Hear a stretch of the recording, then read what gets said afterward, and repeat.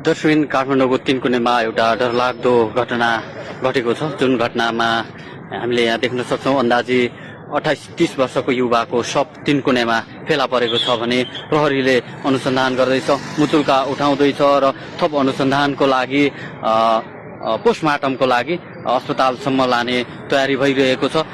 दिनदहाई यस्तो घटना घट्नु निकै नै डरमर्दो घटना हो। यो अहिले भर्खरै प्रहरीको भनाइअनुसार 10-15 मिनट अगाडि यो घटना को सूचना पाएर यहाँ प्रहरीहरू आउनु भएको थियो र यसरी सबलाई उठाएर चाहिँ पोस्टमार्टमको लागि पठाउने कार्य भइरहेको छ। तपाईँले देख्न सक्नुहुन्छ दर्शकबिन एकदमै डरलाग्दो घटना हामीले तपाईँलाई देखाइरहेका छौँ।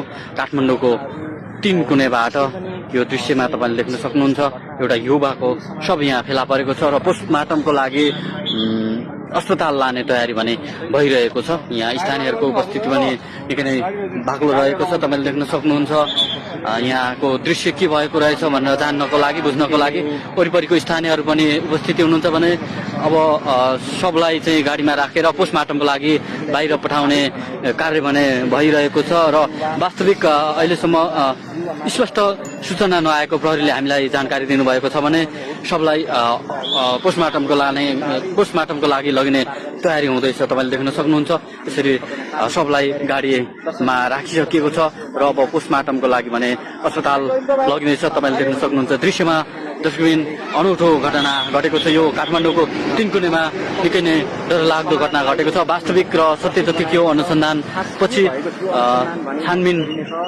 हुने नै छ र वास्तविक के हो बाहिर आउनेछ। बाँकी भिडियो सामग्रीहरू हामी तपाईँहरूलाई देखाउनेछौँ। दर्शकबिन यही फुलको बोटमुनि उहाँको सब व्यवहारिक अवस्थामा फ्यालिएको अवस्थामा मृत अवस्थामा उहाँ फेला पर्नु भएको थियो।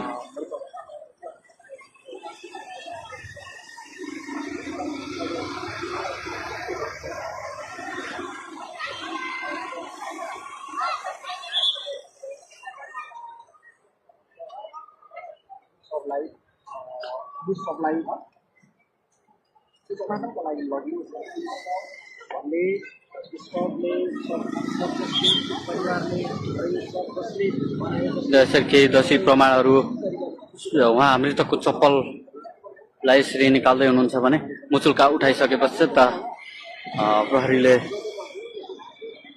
जति पनि यहाँ भएका सत्य तथ्य प्रमाणहरू सङ्कलन गरिसके पश्चात अब भने पोस्टमार्टमको लागि पठाउने तयारी हुँदैछ। दर्शकबिन